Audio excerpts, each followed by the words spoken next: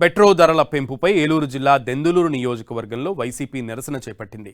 మాజీ MLA Kotaru Abbayya Chowdary, MLC వంక రవీంద్రనాథ్ నేతృత్వంలో వినూత్నంగా ఎద్దుల బండిపై ర్యాలీ నిర్వహించి కూటమి ప్రభుత్వంపై తీవ్ర ఆగ్రహం వ్యక్తం చేశారు.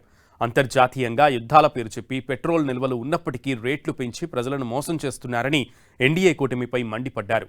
ఒక పక్క సామాన్యుడి నడ్డి విరుస్తూ మరోపక్క పొదుపు చేయాలని సూచించడం కూటమి ప్రభుత్వ దుర్మార్గానికి నిదర్శనమన్నారు.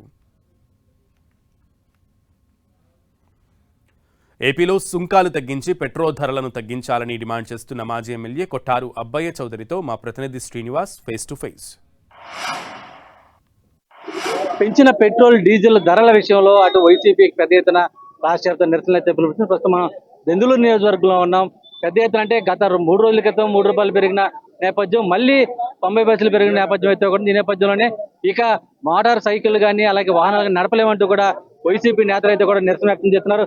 ప్రస్తుతం మనతో మాజీ ఎమ్మెల్యే అబ్బయ్య చౌదరి ఉన్నారు. సరే, అంటే ఎలా చూడాలి, దాదాపు 4 రూపాయల మేర పెట్రోల్ కానీ డీజిల్ కానీ పెరిగిన పరిస్థితి ఏ విధంగా భారం పడుతుంది ప్రజల మీద? అన్న, ఈరోజు ఈ కూటమి ప్రభుత్వం అధికారంలోకి వచ్చినప్పుడు ఈరోజు పెట్రోల్ డీజిల్ ధరలు మేమేదో పెంచినట్టు వాళ్ళు రాగానే వ్యాట్ని తగ్గించి పెట్రోల్ కూడా తగ్గిస్తానని మాట ఇచ్చారు. ఈరోజు ఎక్కడో యుద్ధం నెపం చెప్పుకుని ఈరోజు ఇక్కడ ప్రజల మీద బాదుడు చేసే కార్యక్రమం జరుగుతూ ఉంది. నేను ఒకటే కోరుతా ఉన్నా, ఎందుకు ఆంధ్ర రాష్ట్రం మొత్తంలో, భారతదేశం మొత్తంలో కూడా కేవలం ఎందుకు ఆంధ్రాలోనే 113-114 రూపాయలు ఉంది అని అడుగుతా ఉన్నా. ఈరోజు మీరు సెంట్రల్ గవర్నమెంట్లో కలిసి చేస్తూ ఉన్న మోడీ గారు ఉన్నారు.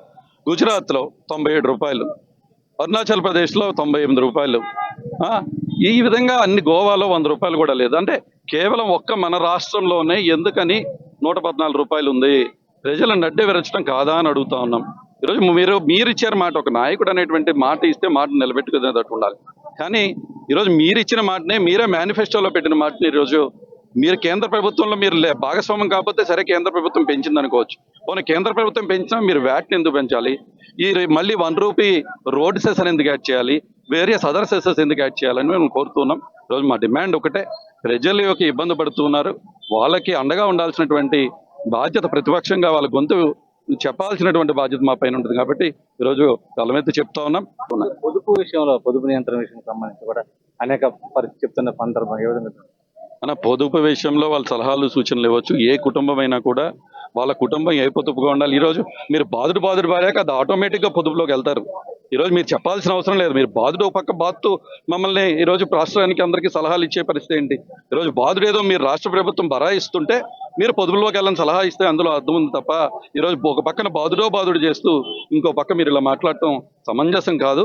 ప్రజలకు తెలుసు, ఈరోజు ఇంటిని నడిపించేటువంటి మహాలక్ష్ములందరూ కూడా ఈరోజు ఇబ్బంది పడుతున్నటువంటి పరిస్థితి.